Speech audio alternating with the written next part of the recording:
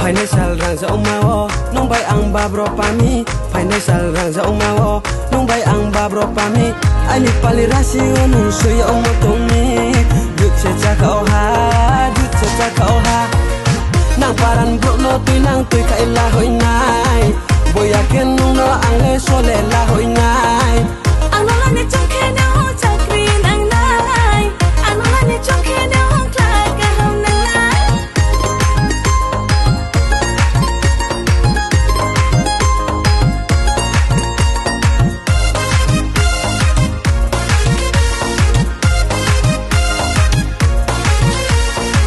Sok jembel ni kaja walama.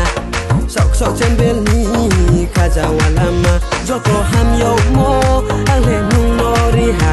Kapang mayak boy ang le nung nori ha. Nai grati oh poi la ha. Nai grati oh poi la ha. Nang paran bro no tuy nang tuy ka ilahoy nai. Boyakin nung no ang le sole lahoy nai. Nang paran bro no tuy nang tuy ka ilahoy nai. Boyakin nung no ang le sole lahoy nai.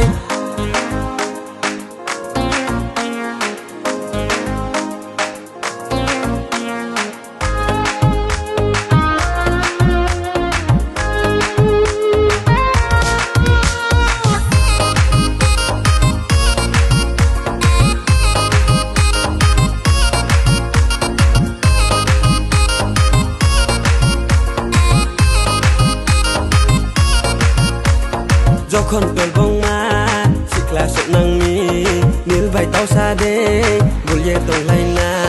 Jokon tolbong ma sikla sok nang mi nil bai tau sa de bulye tong lai na.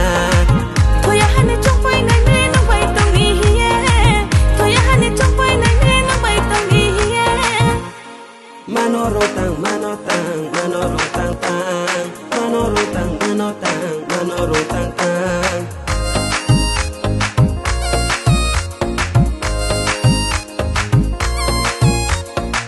Financial rang za umawo nung bay ang babro pami. Financial rang za umawo nung bay ang babro pami. Ali palirasi nung suya umotong mi. Dut se cakau ha, dut se cakau ha. Nang paran bro no tuy nang tuy ka ilahoy nai.